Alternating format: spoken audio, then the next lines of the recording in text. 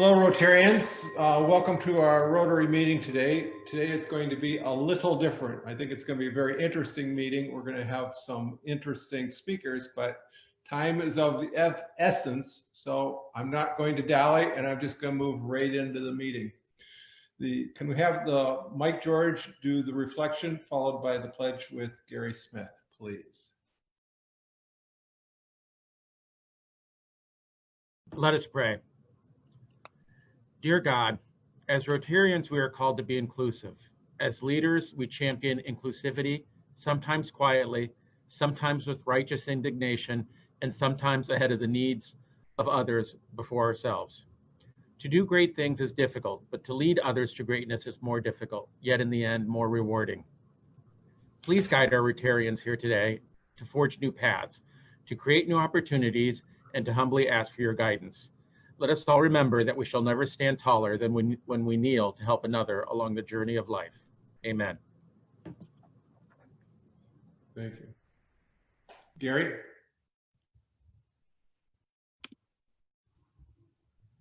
Here we go. I'd like to start the pledge. I pledge allegiance to the flag of the United States of America and to the republic for which it stands, one nation, under God, indivisible, with liberty and justice for all. Thank you, Mike and Gary. As usual, our meeting sponsor this month is Venture Visionary Partners, and I don't know if Craig Finley is there or not. If you are, Craig, thank you very much. It's very meaningful to us. Moving ahead or along, George Eisader, would you please recite for us the four-way and repeat after me line by line. First, is it the truth? Is it the truth? Second, is it fair to all concerned? Is it fair to all concerned? Third, will it build goodwill and better friendships? Will it build goodwill and better friendships? And fourth, will it be beneficial to all concerned? Will it be beneficial to all concerned? Thank you.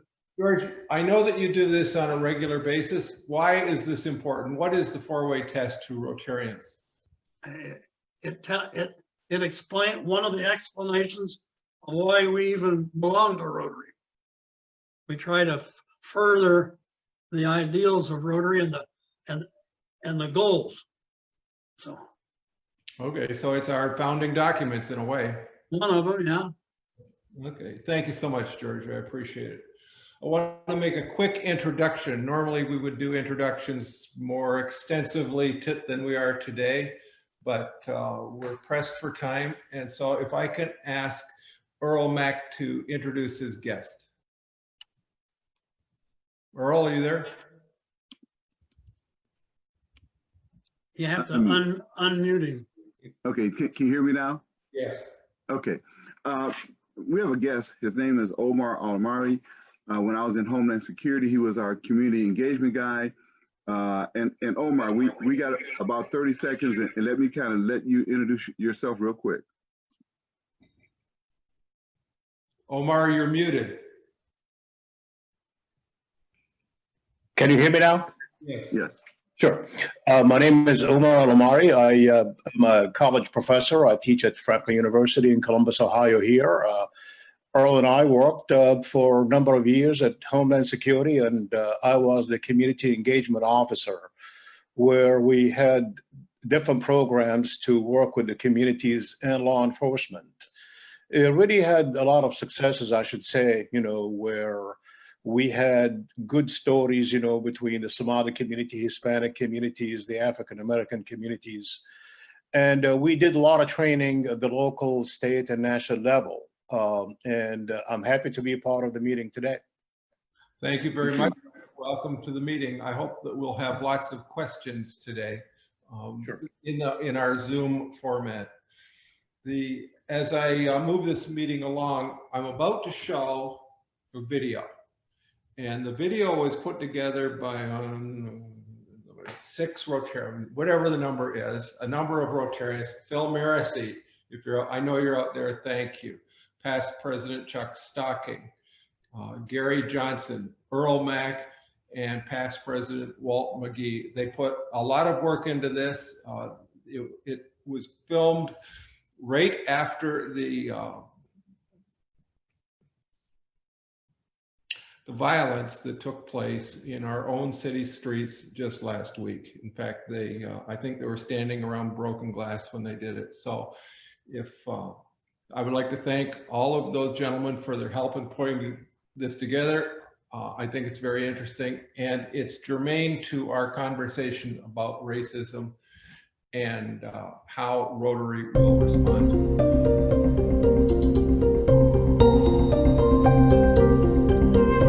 No one can walk a mile in somebody else's shoes because they don't understand their life's experience. And I can tell you, as a child growing up in an integrated neighborhood, I was never white enough to be white, and I was never black enough to be black. So I didn't have a group that I could latch on to.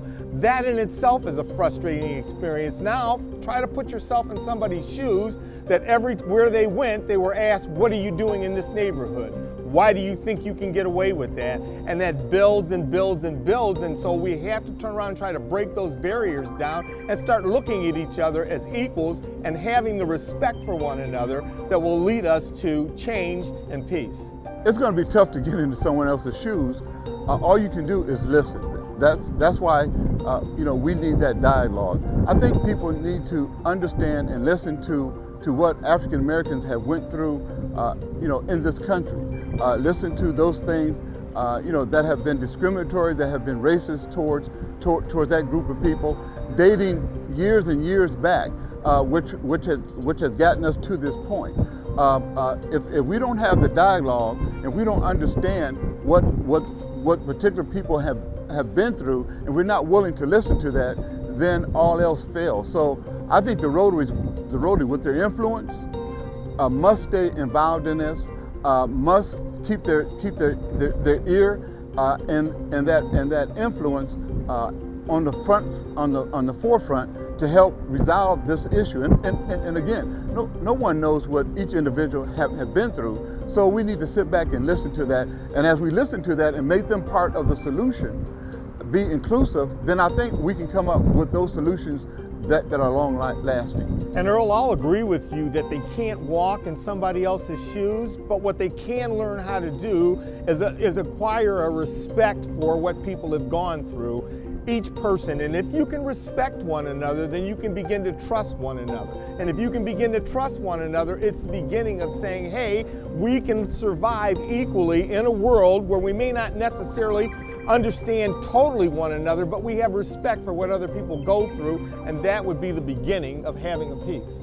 My message to law enforcement and to the chief and to the sheriff is that although we have peaceful protests, and when it gets out of hand, we still have to do law enforcement, because if not, we get windows broken out at these. We get damage that we see that's happening around the city. So as law enforcement officers, we are also responsible for not only protection of people, but protection of property too. And sometimes as law enforcement officials, when we see things like this happen, we get kind of touchy-feely. And we don't know what to do, because if we move to enforce law, it may increase, escalate what you see out there. But you cannot let unruliness start destroying your city, because then it destroys life. I actually gained a sense of pride seeing young people rise up and say, hey, I demand you treat me equally. I demand you treat me like a citizen and not pacify me and try to make me feel like I'm okay, but I'm really not okay, and I can feel it and I know it when I see it, because that's something about racism. You may not be able to define it, but you know it when you see it, especially if you grew up experiencing it. So I was proud to see these young people stand up and say, not me, I really want my place in society. I was saddened about the violence, because that's not the way to get it, and I just hope we go back to saying, hey, we need to sit down and talk. I'm not going to take it, and I demand that my leaders sit down with me and talk, and we bring about the changes necessary for me to be able to say you're looking me in the eye as an equal and not looking down on me. I've experienced the sincerity and the genuine desire for people, Rotarians, to want to make our world a better place. And so it's finding out where they can fit in. And I think we've always worried about hunger, we've always worried about polio, we've worried about people in third world countries, and we kind of felt like America was on cruise control and we didn't need to do anything as Rotarians. And now I think we're looking at it and saying, you know what? Maybe we need to take a better and closer look at our own country and find out what we can do here as well as what we do in third world countries.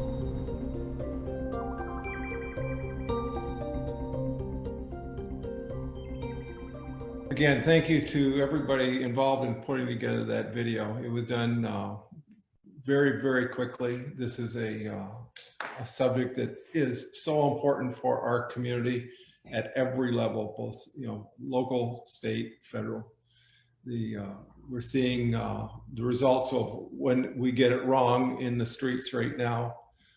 I've been asked to read a statement that was put together by some very committed Rotarians, and I like it a lot. And if you'll allow me to read it, it goes, Toledo Rotary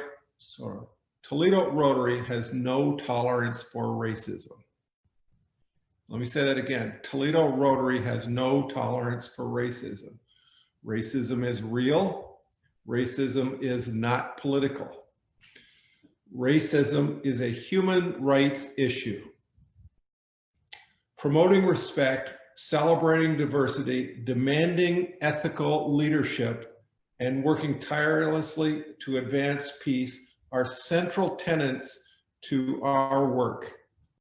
The Toledo Rotary's Peace Committee, made up of Rotarians and non-Rotarians, non-Rotarian community leaders, has and will continue to support organizations taking action to promote social justice.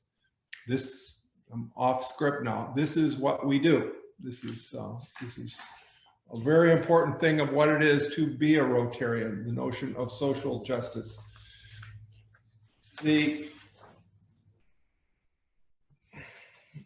I spent the whole weekend trying to think about what I was going to say to this meeting today, and I got to start out by saying that I started out upset, and I'm still upset.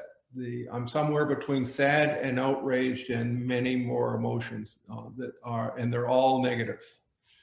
First, I was only referring to the murder of George Floyd. And then when I think it was Saturday, might have been Sunday morning, I learned about Rayshard Brooks and saw the videos of that too.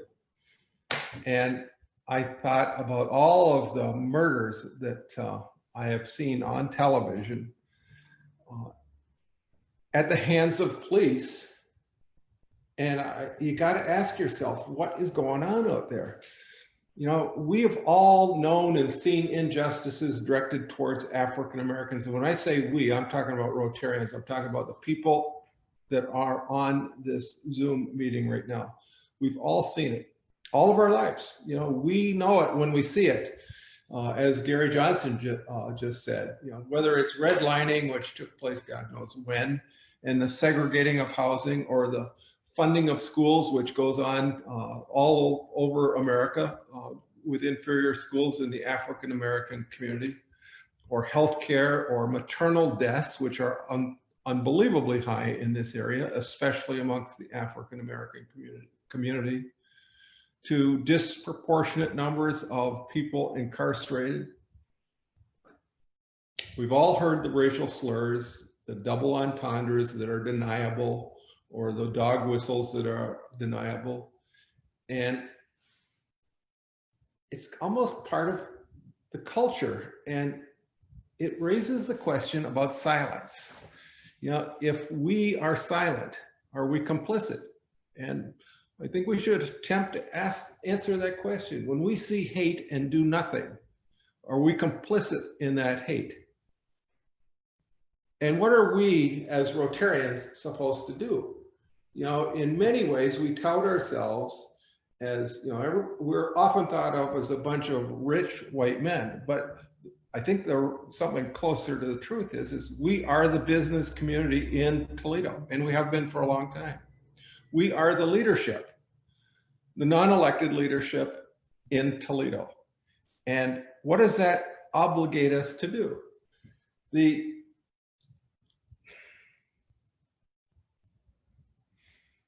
that list of things that I just said were wrong, whether it's maternal deaths or bad schools or inferior health or housing, we do a lot all over the world.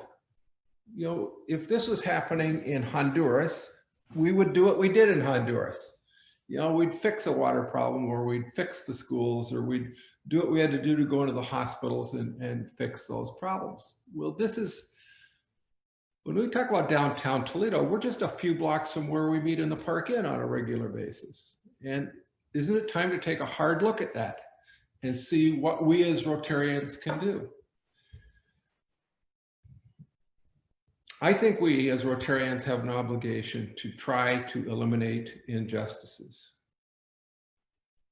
I think we as Rotarians have to look at ourselves and ask ourselves, are we doing enough in our own community? I don't have all the answers to that. I've been honored and fortunate to be the president this year of the club. This is how I feel. I know that Alex Dew is going to have his own comments in a few seconds now, followed up by Rachel Hobson, who is the founding chairman of the Peace Committee. I would like to turn it over to them for their comments. My goal today is to stimulate conversation amongst Rotarians about what we can do to fix these problems. So with that, Alex Dew, are you there? I'm very proud and excited to be our new president in the next Rotary year.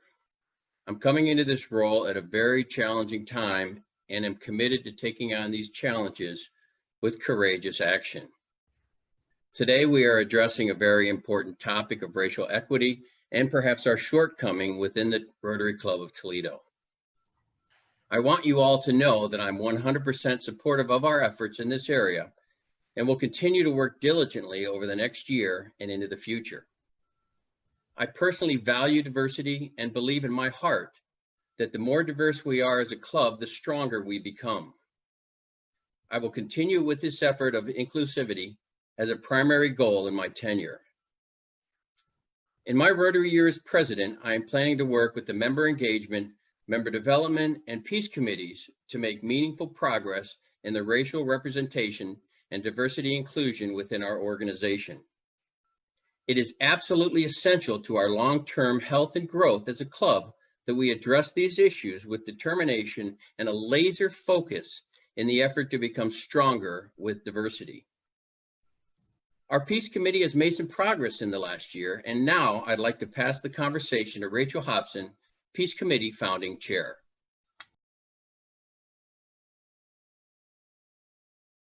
Thank you to everyone for making this our focus today. Thank you, President Tim, President-elect Alex, Rotarians. I'm going to be reading most of this because I wanted to make sure to hit some points, but I want to be clear that there's no way that I would have enough time to acknowledge every Rotarian and non-Rotarian for years who have been collectively participating in getting to where we are now. So for everyone who's come to the meetings and sent emails and done research and been invested, thank you. Thank you to our leadership today for making this a priority. So as many of you know, this topic is very personal to me. It is the core of my Rotary why. It is why I've dedicated my education, career, and service to interpersonal communication, conflict resolution, and strategic planning for partnerships. It is why I participate and serve through the Rotary Club of Toledo. It is what activates my energy when I cannot imagine that I have any left. Racism. Growing up in a biracial, multicultural family, I have witnessed racism my entire life. My story is one tiny piece of such a heavy collective reality. When I view racism, and this view really has been because of my time also learning with the Peace Committee and from all of the people that have participated. When I view racism, I see neglect. I see neglect alongside the avoidance of that neglect. Neglect of care, fair treatment, commitment, opportunities, resources, response, neglect of communities, and neglect of justice. In the Peace Committee, this is what we're addressing. Systematic racism that is perpetuated through neglect or avoidance of that neglect of individuals and communities. And this is specific to our Toledo community. Our mission is to eradicate violence in our Toledo community. Our vision is to treat violence like disease, just like we've done with polio, and interrupt the spread of violence through the support, response, and advocacy for those individuals and organizations already actively and effectively interrupting violence in our community. We've identified many of those parties, and interrupting violence is done through so many forms, by youth services, by not being hungry, by having resources, by having something to care about, to be, why you're there. When you have nothing to lose, you have nothing to lose. So there's so many pieces to how that puzzle looks too, in terms of effective interrupters. So we did not just start working on this either. Tim Ryan brought up the need for a peace committee in July of 2018, 2 years ago next month. Since serving as the president of our club, Tim has helped us formalize a peace committee as a service committee so that we can support grants. He has diligently pursued partnerships and support for Black and minority leadership. He has offered endless energy and presence for the peace committee. Serious, I mean, anytime you need him, and he has more ideas than I can even keep up with. We have also had consistent support from the Toledo Police Department since we began defining our committee's path. Specifically, Chief Kroll has attended, and Deputy Chief David Muller, who's currently serving as our committee co-chair. They have brought research and resources so that we can establish measurements of success and stay aware of our community hotspots. Without those heat maps of where the violence is happening, as well as the number of violence occurrences, there's no way for us to do this in a logical, effective way. We have to have measurements. Toledo Police Department has been critical in helping us establish that. Just as they have supported us, we mutually support them.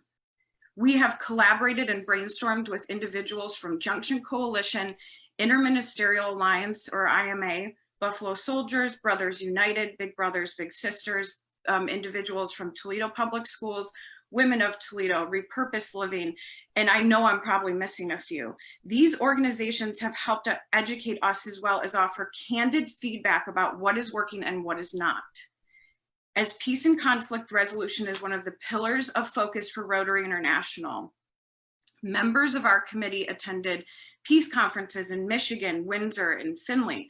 We had the opportunity to collaborate with other Rotary peace committees from Ann Arbor, Detroit, Windsor, as well as 3 other Rotary clubs who are interested in forming peace committees of their own, which are local clubs. We've learned so much. We've been talking about racism, classism, oppression in Toledo, as well as around the nation and the world. I mean, we can't be having these conversations and that not be something that we're addressing within the conversations. And we've been doing that, which is, kind of been amazing, because it's, there's no way to get this conversation right. And with each new solution highlights naivety with whoever is bringing up that solution. And on some level, in some regard, we have been willing to continue to show our lack of understanding in order to gain more. I have never facilitated any committee that has had this level of interest and hunger to solve the problem. From what I've experienced with our club, we do not lack concern or enthusiasm. We collectively, as a Rotary Club of Toledo family, lack awareness. We gain awareness by communicating with diverse community leaderships. This is also how we see what needs are falling through the cracks, the neglected.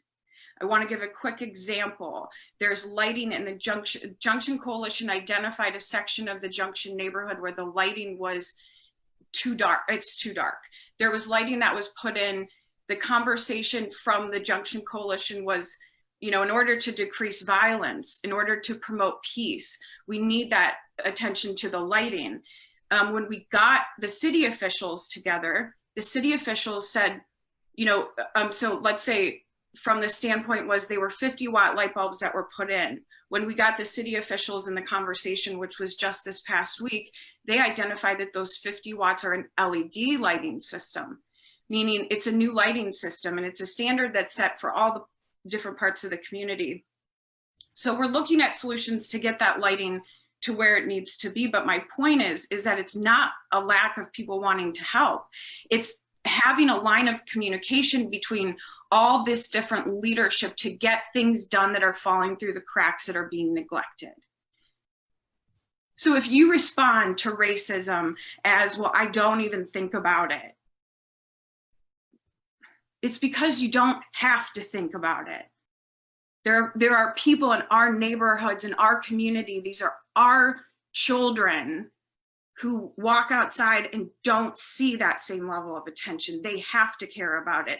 So on behalf of the Peace Committee, we are committed and active in standing against racism as well as classism. And we're only getting started. If you want to know more details, join the Peace Committee meetings. They're all on Zoom now. We've been meeting once a month for typically around 2 hours. Of course, we try to keep it to an hour, but obviously there's so much to get caught up with. From my standpoint, if you want to be a part of this solution, care and listen. Courageously share your ideas and hear out our trusted critics.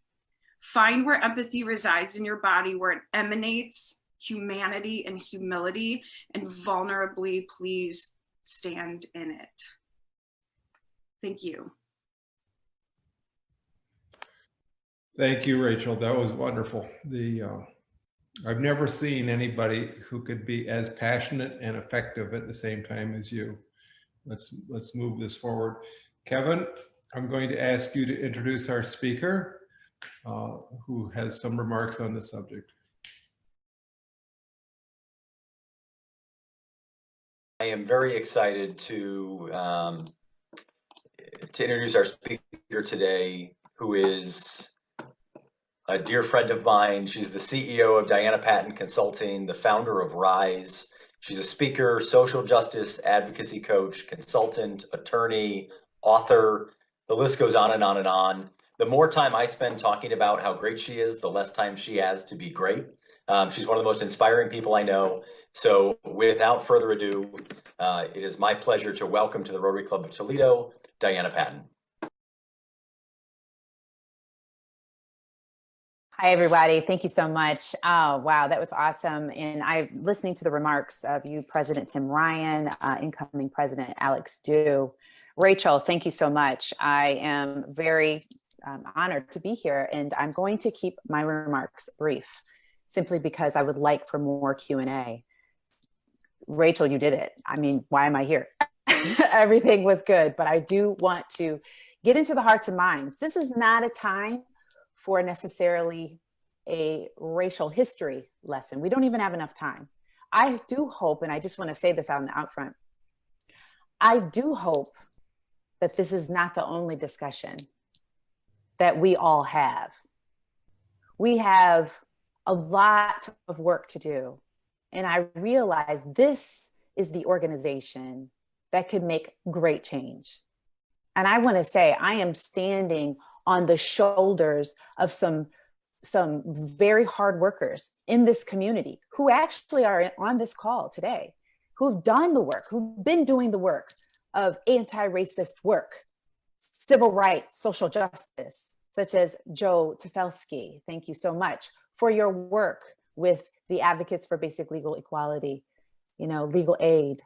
We have people like Janet Hales on the front lines. We have Tim Harrington on the front lines. We have school leaders on the front lines.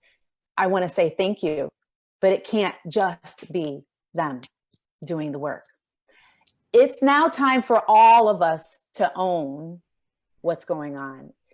Perhaps you've been that person sitting there wondering, pondering, why are they protesting? What is all of that? How did it turn into this? Why is it my responsibility to figure it out from here? I'm going to tell you one thing. I've been having some very interesting conversations with my husband. We always have interesting conversations. My husband is white, and he happens to live in a different world than I live in. And so we always have these deep dive conversations because the majority of the people that he hangs around are people who have high wealth. They hang out in country clubs. They don't have to, as Rachel said, understand what all of this is all about. So it is our duty to look at this, to understand, is this true? Is racism true? Absolutely. Is it fair? No. Right? Does it build goodwill? This 10 minutes, these 40 minutes, yes, it's going to build goodwill, but we can't stop there. And it will benefit our entire community. It's going to benefit not just this community, but the world. Because the world is seeing that there is injustice, right? It is, if you're thinking that this is just a George Floyd issue, it's bigger than that. It's bigger than that. So I just have to tell you really quickly, groups of people have been marginalized and disenfranchised by the very systems that have been designed in this country. It's woven into the fabric of our country. And then you got that, but then we have our own set of biases that are folding into that, combined with racism. It is a proverbial knee on the necks of people who have been marginalized and franchised for several years. Several years. Some of you, aren't we further along than what we thought? We have made some advancements, but it's up to us individually to own and have the understanding of why they can't breathe, why I can't breathe. The systems we're talking about are policies, practices built into the major sectors of power within organizations, corporate organizations, within policing, within education, within our healthcare system, all of it. So if you're sitting there feeling a little overwhelmed, understanding how are we going to be able to solve this today, this is only the beginning. Some of you who say, why is this only the beginning? Because we have finally, in my lifetime, I never thought I would ever be able to see this. In my lifetime, a veil has been taken off of everyone to see what is going on. If you did not take the time to watch that video, and if you felt uncomfortable watching that video, that is the same discomfort that has been felt by marginalized people, specifically African-American men in this country for years. And that is the very discomfort I want you to understand and feel. And until you understand that discomfort, will you be able to dive into this material? Now, I have a substantial amount of research that I think you all should dive into. But again, we don't have time for that. But I do want to read from a book called White Fragility by Robin DiAngelo. She says, why it's hard for white people to talk about racism. And I just want to read you a quote. She says, racism is deeply embedded into the fabric of our society. It's not limited to a single act or person, nor does it move back and forward, one day benefiting whites and another day benefiting people of color. The direction of power between white people and people of color is historic, traditional, and normalized in ideology. Racism differs from individual racial prejudice and racial discrimination in the historical accumulation and ongoing use, here it is again, of institutional power and authority to support the prejudice and systemically enforced discriminatory behaviors with far-reaching efforts. That paragraph right alone could be a 6-hour conversation. But what I do know is that this organization right here holds a lot of power. I wonder if we could take and do this quotient of power within this organization. I wonder what it would emanate. How far would that power emanate in this society, in this country, in this community, and outward? What you're seeing on the streets of our world is what authors like Ibram Kendi, who wrote the book How Not to Be Racist, and Layla Saad, who is the author of Me and White Supremacy, to challenge you to look at your own white privilege. And a Toledo person, I will say, Austin Channing Brown, who spent some time in Toledo, who wrote the book, I'm Still Here, Black Dignity in a World Made for Whiteness. You see, while some of us are like, oh my gosh, this is a problem, we gotta do, this has been going on for a long, long time. And I would like to just share a little bit of my personal story real quickly, because I want to give us all some calls to action. You see, while I've lived this, most of us can have our own personal stories, but stories is what brings us all together. You see, when I was growing up, I had a white father and a Black mother, and I was born in 1968. During a similar time in this country, Martin Luther King was killed. I didn't know the mayhem that I was born into, but what I did know was that I was a part of what's called integrative busing. If anyone remembers that, they were trying to combine the Blacks and the whites together. And I will never forget the stress and strain that it was upon me being in those types of situations, having an abusive father, but then also not being Black enough to be Black and not being white enough to be white. And I dealt with so much issues growing up that I promised myself when I got out of high school, I would never, ever be in a relationship with a white man. I would never marry a white man.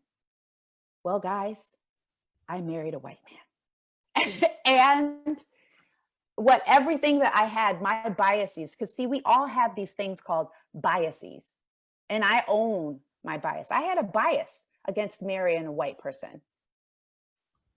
And that bias came to fruition when my husband, who was working at Owens Corning, had some clients. Actually, this was at Owens, Illinois, who had some clients who were from Texas, and he had to bring them to Detroit. And he was going to show them around in Toledo and Detroit. And the first thing that these clients said from Texas, screaming in the Detroit airport, hey, Patton, I hear there's a whole bunch of N words here, screaming in the airport. That was my husband's first understanding, because see, when he was with me, the veil was taken off of his eyes and he realized he's different. What does he do? What does David do? Does David say something to these individuals who were saying something like this? And when my husband called me and told me that he was coming to Toledo and he had his clients, he was really busy, he couldn't talk at the time. I said, what's going on? He said, I just don't want you to be around these folks. And I said, why? He said, it's just not safe for you. In my opinion, what I was saying, you better say something. You better let them know who I am. If you deny me, that's a problem. Then you're not ready for this. You see, there's a discomfort that comes along, and there's a price to pay when you are different, disenfranchised, marginalized. That little discomfort that my then boyfriend, now husband, felt was exactly what I've been feeling and what people have been feeling for years. The question is, was my husband willing to be uncomfortable, willing to risk his clients? Maybe his clients would be upset at him. Maybe they would be mad at him. What would he do? What does he say? And all the while I'm sitting here going, what are you going to do? What are you going to say?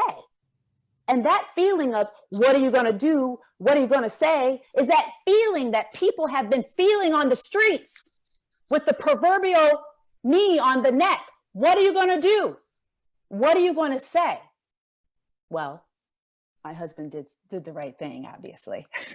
We got married. But that countless things happened to him. He heard jokes differently.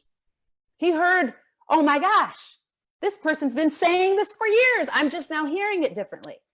You see, when you take the veil off of your eyes and you start to lean into the discomfort, you start to understand what it is to own your white privilege. You've never had to deal with this. That's a privilege. This country has been set up specifically for you to be able to get to where the proverbial bootstraps, you can get there. You've gotten there.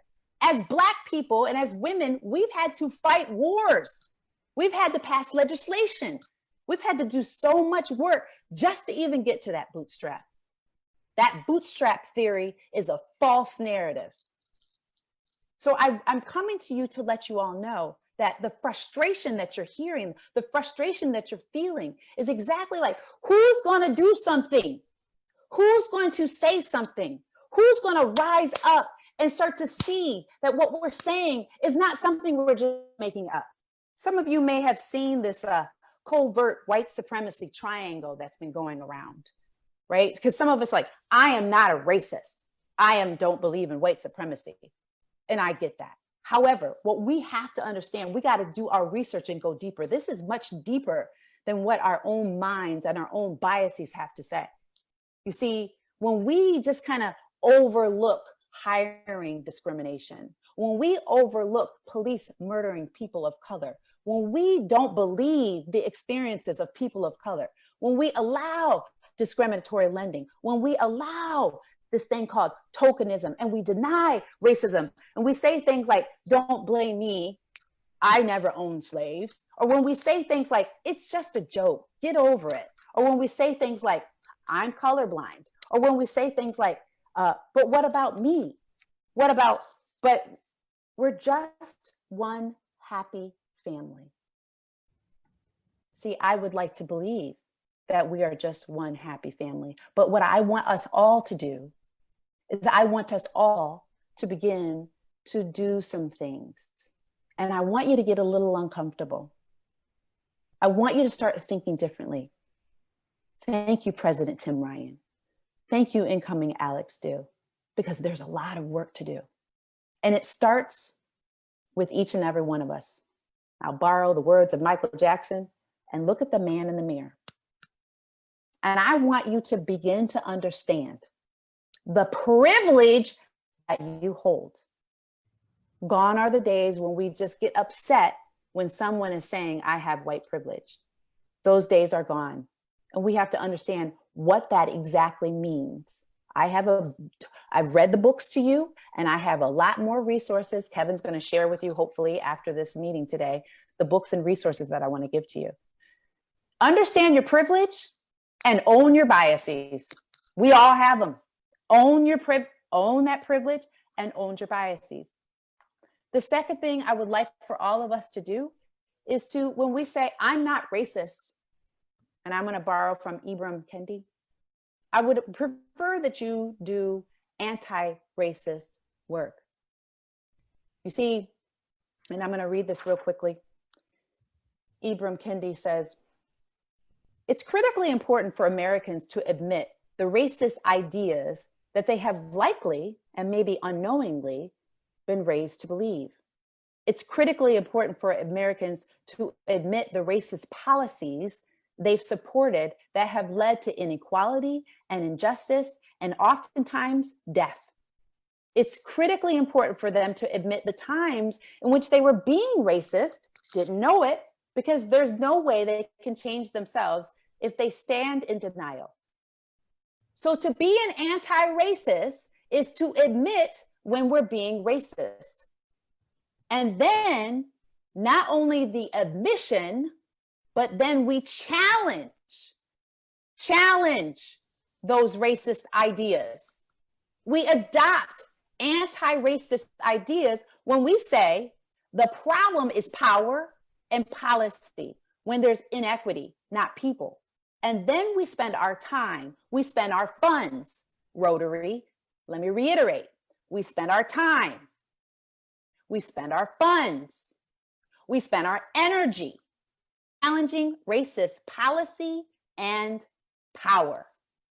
That is the work. That is the work. So first, I want you to begin to understand your privilege, and I want you to understand your biases. Second, I want you to stand up within your own friend group. I want you to, you know what? I'm not bringing this up at Thanksgiving. Some people say, I'm just trying to have a peaceful Thanksgiving. It's time you start bringing it up. It's time to start that little uncomfortableness that you're feeling at your Thanksgiving dinner with your people who are saying things that I just talked to you about. Challenge those conversations. Who better for them to learn from than you? Learn about systemic racism. Read, learn. Do your own professional development with your organizations. And please, by God, don't just make a statement and put it on your profile. Don't just make a statement, please. Have the behavior, have the practices, have the policies, have the procedures that back that up. And then measure it. Measure it. You have to also understand, diversity and inclusion is not the same as equity work. I'll repeat, diversity and inclusion is just because you have people there who look differently. And I have been that person who's held a seat at an organization as a diversity inclusion professional and given no power whatsoever. That's window dressing. Stop the window dressing. Do the deep dive. Do the work. Be an anti-racist. Look at your key performance indicators and make certain that they reflect the statement that you uphold. Right away, conduct listening sessions within your organizations. Hear them, listen. And that's really, it's 12:48. And I want to open this up because I do not want to deny the opportunity for us to have deep dialogue. There's some great minds in this, on this call today. As you can see, this is only 40 minutes. We need 8 hours picking through this.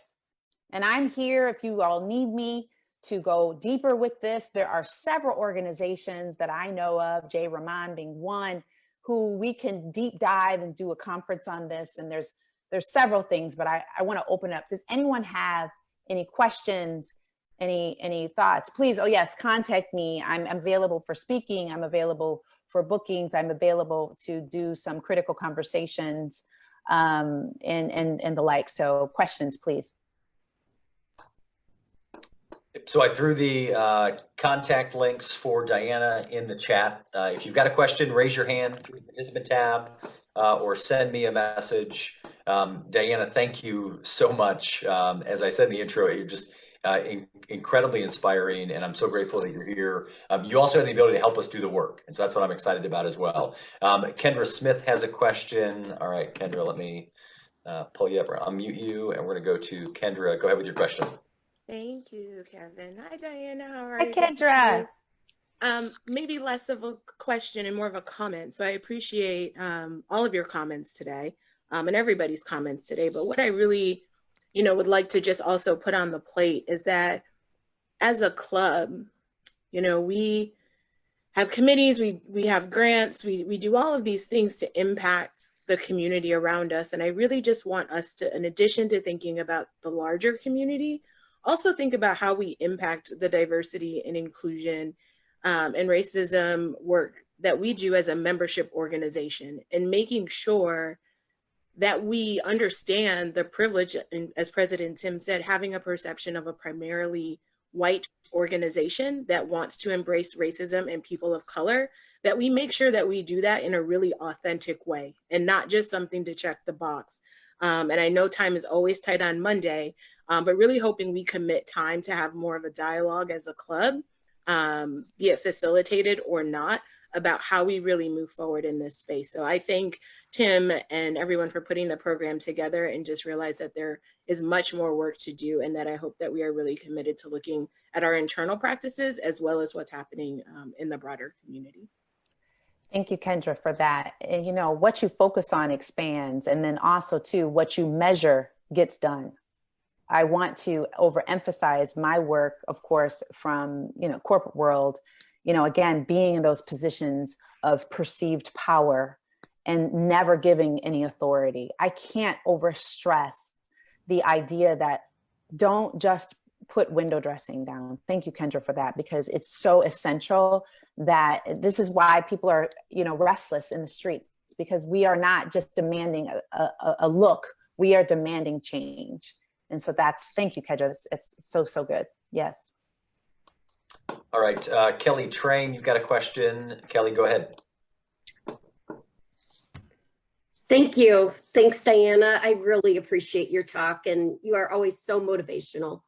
What I'd love more guidance on is I learn and understand more about my white privilege and what can I be doing? I've been struggling with this and moved to tears, trying to understand how can I best support what's going on and help other people understand, like family members, understand that white privilege that they have and what they can do. Do you have suggestions of how I can learn more? How can I share Sure. my circle? Well, first of all, what I would say is open up dialogue, right? Just step into it and start to have conversation.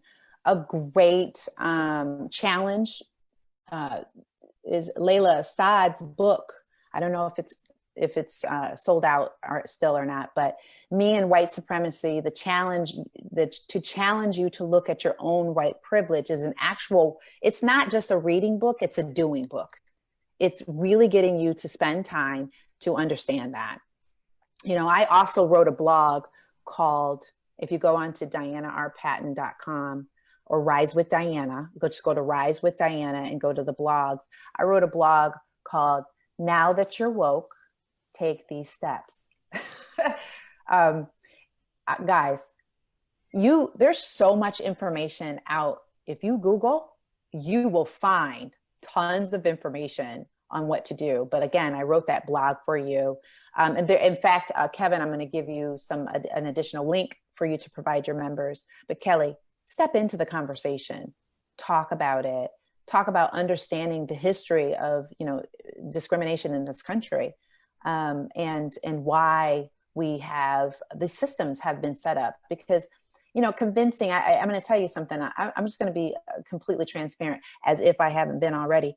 But I'm going to tell you what my husband said and other people that I've said. You're not going to be able to convince the older generation, the 50 plus, that they play a role here, because they'll say, it's not my problem.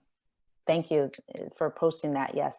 And by the way, in the chat, Marie posted the New York Times link there, just as a side. But I just wanted to be transparent there. I want you to challenge every single member in here, especially our more seasoned people.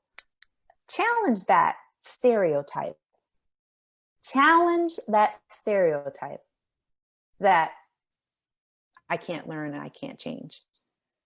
Because again, these are very uncomfortable situations, but needed situations for us to go into. Is that helpful, Kelly? Yeah. Is there another question? Yes, thank you, Diana. All right, let's jump to John Wasserman, who's got a question. John, go ahead. Great job. I was at the March in Washington and heard Martin Luther King. I'd like to have your thoughts on what Martin Luther King would be saying today.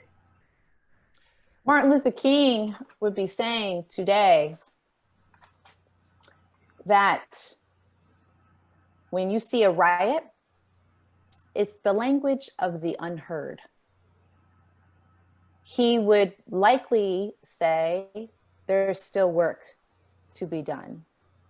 He would be pleading with his fellow folks in the streets and saying, I hear you.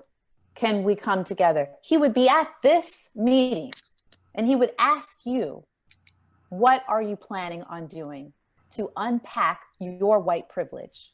What steps and behaviors are you going to take internally within your own family, within your organization, within your community to see that there's still work to be done? That's what I believe he would say. Thank you. And he would also say, to God be the glory. That's what he would say. How about that? All right, Candace Harrison has a question. Candace, you can go ahead. Hi, Diana. Hi, Candace. Thank you. Thank you. Everything that you shared with us today. And actually, I had a question, well, more of a comment, yes. Just to follow up, but it is actually in a question form, but this is more to our club. And as you can see, obviously, in the background is a picture of my son, who I feel very strongly, just given the nature of everything going on in our community. And also I have a son who could meet easily the same fate as many of the young Black men who have been murdered on the streets. But then I also have a Black husband who's a police officer. So I am in a incredibly interesting spot as all this unfolds. Right.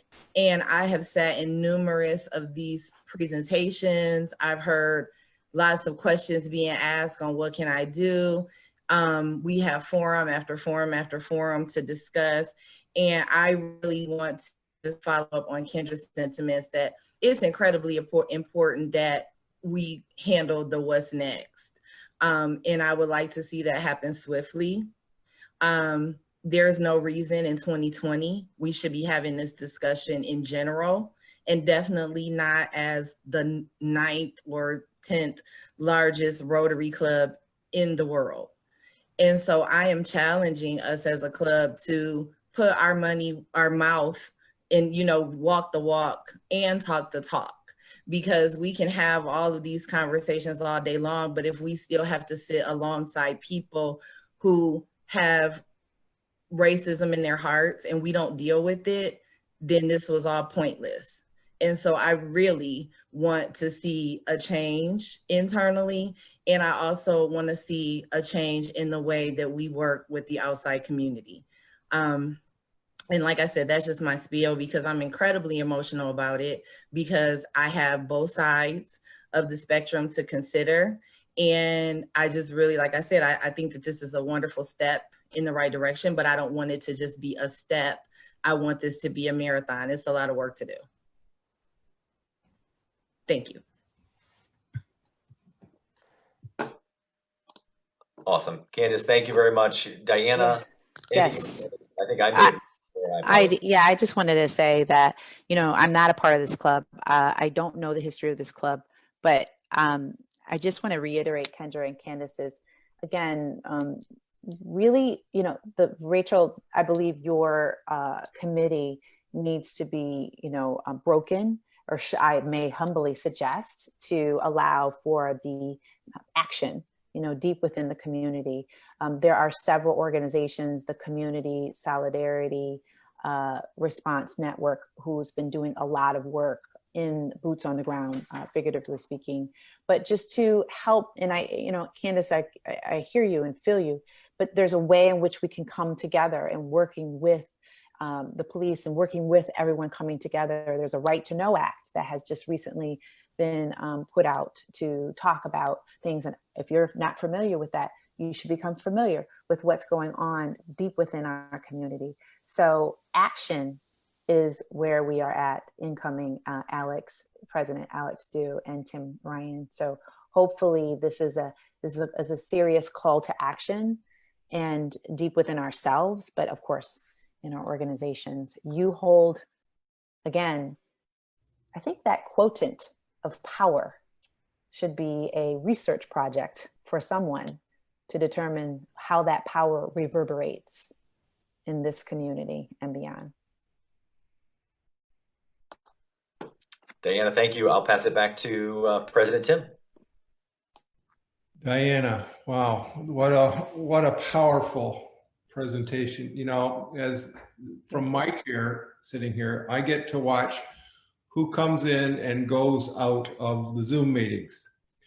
And so I know whether I could actually measure in some sense the impact that the speaker is having by watching who leaves, because it's very easy to leave a Zoom meeting, as you didn't lose anybody.